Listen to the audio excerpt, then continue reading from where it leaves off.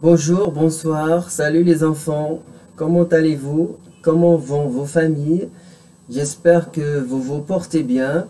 De mon côté, je vais bien.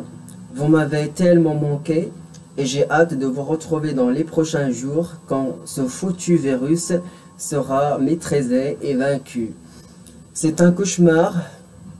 Nous avons l'impression de regarder et de vivre un film d'horreur dont nous sommes les acteurs. Tout ce qui se passe actuellement dans le monde est trop inquiétant. Nous sommes tous perdus, stressés et touchés, vu les circonstances et la propagation rapide du coronavirus, alors que nous ne sommes pas prêts et bien préparés à vivre une telle situation. J'espère que ça va bientôt finir. Gardons l'espoir pour un demain parfait. Par cette capsule, je voudrais saluer chaleureusement les parents d'élèves et mes collègues de travail. C'est vrai, durant cette année scolaire, je n'ai rencontré que quelques-uns d'entre eux et je me dis que ce serait une occasion de faire leur connaissance via cette capsule. Bon, n'hésitez pas à venir à l'école dès que possible pour apprendre davantage sur le parcours scolaire de votre enfant. Comme ça, vous auriez une idée de votre enfant. Que la paix soit avec vous. J'aimerais bien partager avec vous ces quelques recommandations et pratiques à mettre en place pendant le confinement. C'est l'état d'urgence et l'annonce des mesures de sécurité était très attendue. On va rester confiné à la maison pour une durée imprévue. On ne sait pas exactement quand ça va finir. Le but est de limiter au max les déplacements et le contact pour réduire la propagation du virus et pour éviter une saturation ou un blocage des hôpitaux. Pour ne pas que ces prochains jours soient angoissants et stressants, tirez-en des points positifs et lancez-vous dans des défis et activités. En voici quelques-uns. La première activité ou bien le premier conseil, c'est de lâcher les portables, limiter le temps passé devant les écrans, essayer de découvrir le dessin ou encore ressortir les livres et faire de la lecture. Passer du temps à discuter de tout et de rien avec vos proches, ça renforce l'estime personnelle et génère des sentiments positifs. Le concept, c'est de se sentir valorisé avec la présence des membres de la famille. Pratiquer le silence et visualiser vos défauts et qualités pour mieux anticiper et surmonter vos difficultés. Choisissez un moment de votre journée pour vous adonner à la pratique de méditation. N'oubliez pas surtout, l'équilibre alimentaire est très important pour le moral. Non, le confinement n'est pas un prétexte pour manger tous les jours les mêmes repas ordinaires. Essayez de préparer de nouvelles recettes. Surtout pour les jeunes garçons, ils doivent apprendre, c'est le moment pour apprendre à cuisiner, se lancer dans le dessin et le tricot. À la fin, vous aurez fabriqué une écharpe, des gants, des tricots. Rangez votre domicile de A à Z, les tâches ménagères à répartir entre les membres de la famille. À la fin, vous aurez un espace propre et neuf. Maintenant que vous avez le temps, apprenez une nouvelle langue parce que on se plaint, c'est-à-dire dans la vie quotidienne, on se plaint de ne pas avoir le temps. Cette occasion, certes particulière étant donné le contexte, nous permet de penser à toutes ces choses qu'on n'a jamais eu le temps de faire. Je vais passer maintenant à la présentation du plan de cours. Ce cours est destiné aux élèves de la première année du collège. Après un bref rappel de la séquence antérieure, la description d'un personnage et les cours de langue que nous avons étudiés en classe. On va commencer une nouvelle séquence, à savoir la description d'un lieu. En gros, le cours se déroulera en 2 jusqu'à 3 parties. Rappel, lecture de texte, page 131 et faire quelques exercices de compréhension. Je vous invite maintenant à apprendre sur quoi écrire, un papier, un agenda et à vous installer dans un endroit idéal. Si vous avez des questions, n'hésitez pas à m'en faire part dans les commentaires. Je vais commencer par un rappel. Dans ces 2 vidéos ci-après, vous trouverez un rappel de portraits et des adjectifs qualificatifs. Je vous laisse regarder la vidéo et bon visionnage. Le personnage qui correspond à chaque phrase entendue. Plusieurs solutions sont possibles. Il est blond. Il est blond.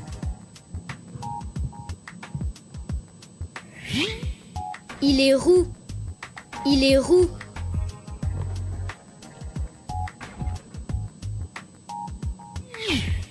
Elle est blonde. Elle est blonde. Il est brun. Il est brun.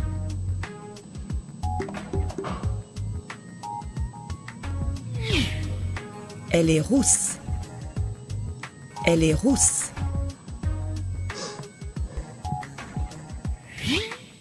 Elle a une frange. Elle a une frange.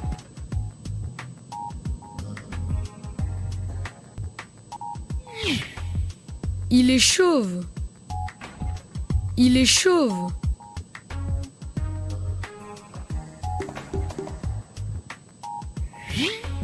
Il a les cheveux raides. Il a les cheveux raides.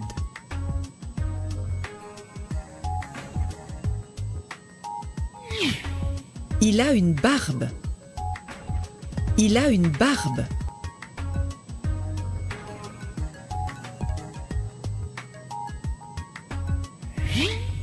Elle a 2 couettes. Elle a 2 couettes. Il a une moustache. Il a une moustache.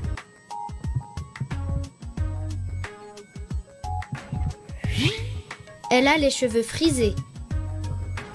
Elle a les cheveux frisés.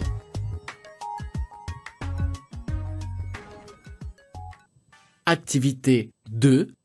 Écoute et montre le personnage décrit. Une seule réponse est possible. 1. Il a un gros nez. Il est blond et il a une moustache.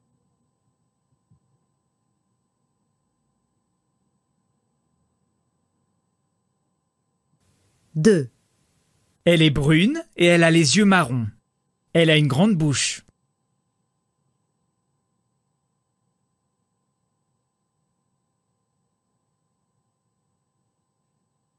3. Ses oreilles sont grandes. Il est chauve. Il a une moustache et une barbe.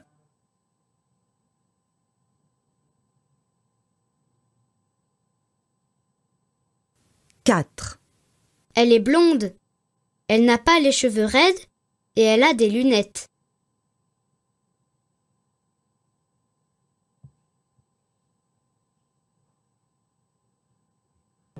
'Activité 3. Écoute et répète les rimes. Raymonde, elle est blonde. Alfred, il a les cheveux raides. Solange, elle a une longue frange.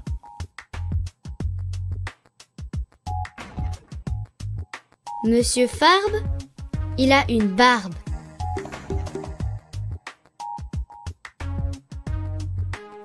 Eustache, il a une moustache. Lisette, elle a des couettes.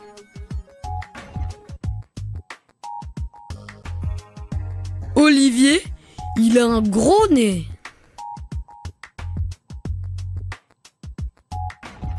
Monsieur le Mauve, il est complètement chauve.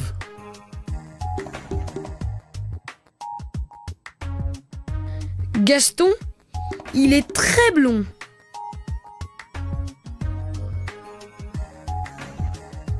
Loulou, il est très roux. Alizée, elle a les cheveux frisés.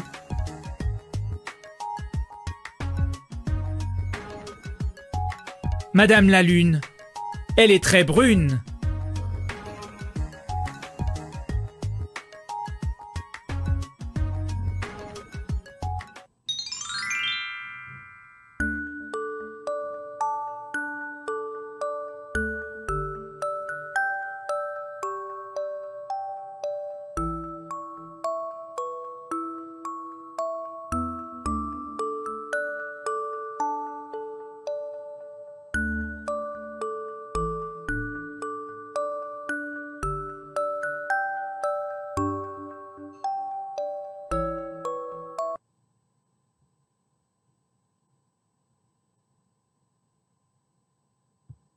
Bonjour et bienvenue sur la classe inversée de Madame André. Nous allons aujourd'hui faire un petit peu de grammaire avec l'adjectif qualificatif. Alors tout d'abord, qu'est-ce qu'un adjectif qualificatif? Si on voit tous les mots que l'on a sur cette image, on a peut-être du mal à savoir ce qu'est un adjectif qualificatif. Alors un adjectif qualificatif, c'est tout simple, c'est ce qui nous sert à qualifier. Ça veut dire que par exemple, si je vois un chat, eh bien, est-ce que je le trouve gentil? Est-ce que je le trouve mignon, méchant, comique, affectueux? Tous ces mots sont des adjectifs. Ils permettent de caractériser, de qualifier, de préciser. On va beaucoup les utiliser bien sûr pour décrire. Par exemple, si je vois des cerises, je me dis, tiens, elles sont rouges. Je vois un garçon, il est heureux. Une souris petite.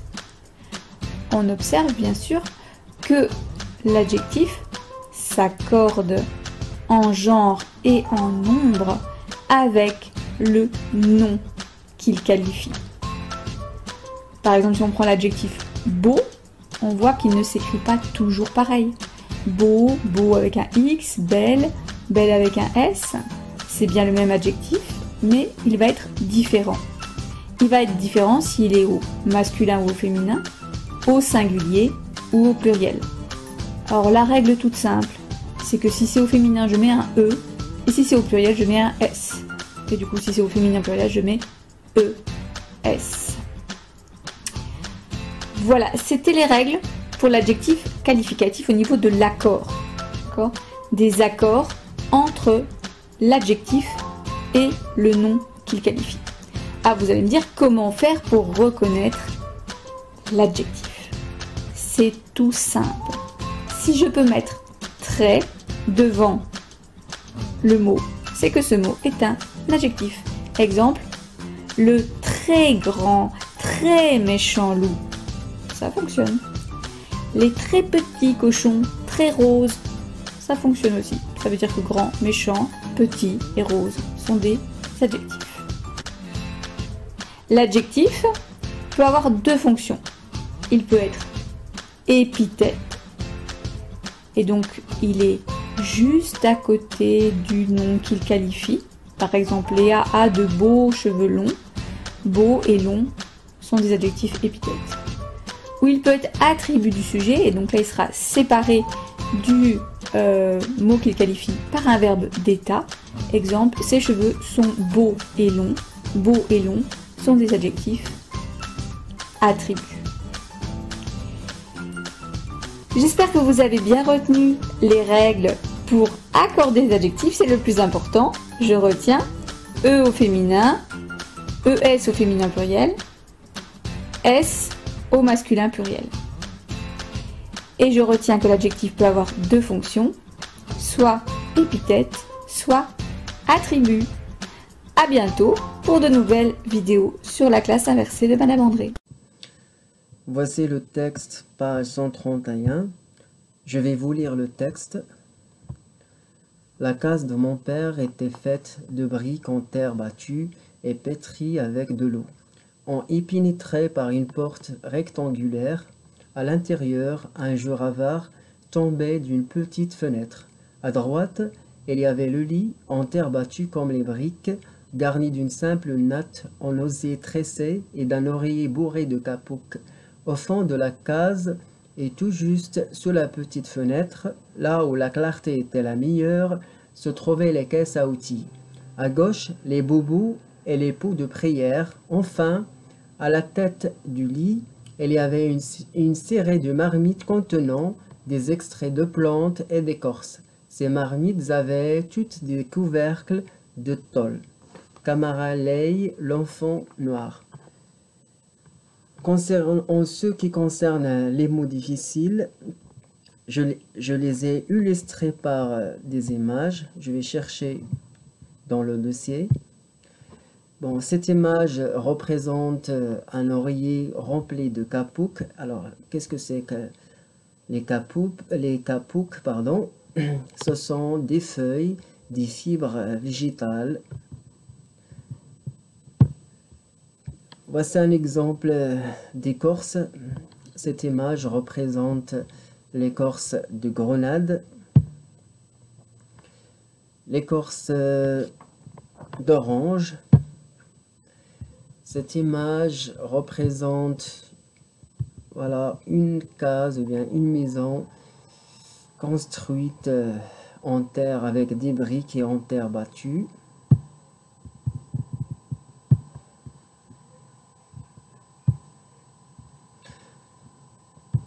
Cette image représente une marmite.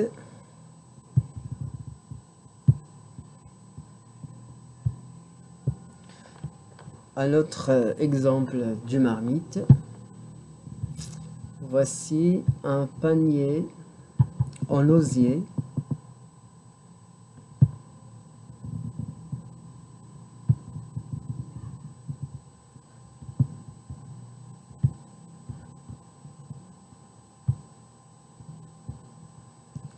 Cette image représente encore une natte, un tapis en osier.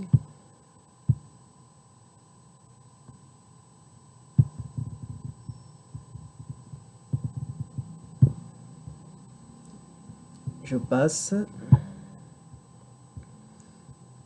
Cette image représente des vêtements traditionnels africains. C'est ce qu'on appelle des boubous. Alors, qu'est-ce que c'est que les boubous? C'est un style d'habit africain.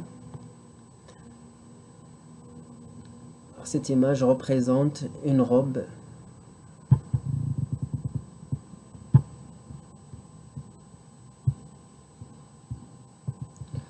Voici un autre exemple.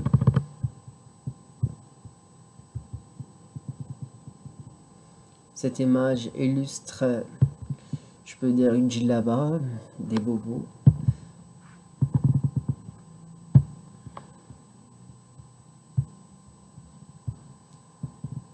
Cette image représente une caisse à outils. Ce sont les instruments, les affaires du travail.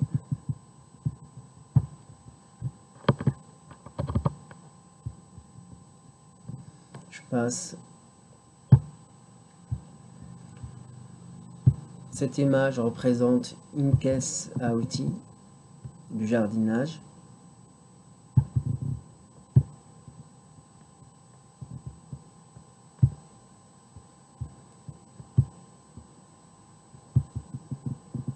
Cette image également représente une case.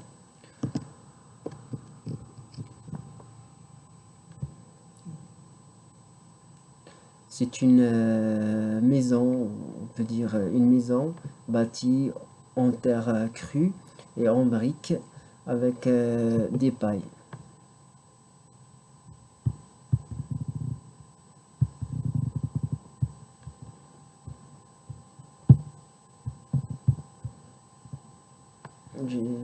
Et voilà, c'est tout.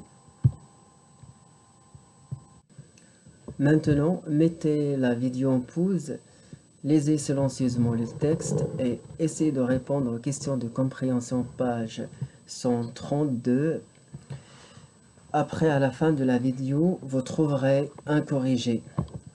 J'attends vos retours dans les commentaires et j'espère que vous avez retenu l'essentiel et à bientôt.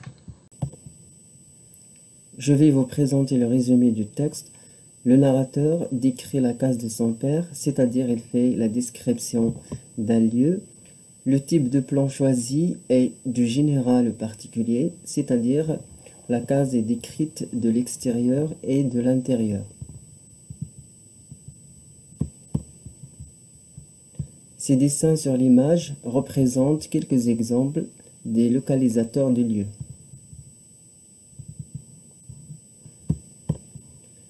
Voici le corrigé, page 132. Voilà et à bientôt dans une prochaine leçon.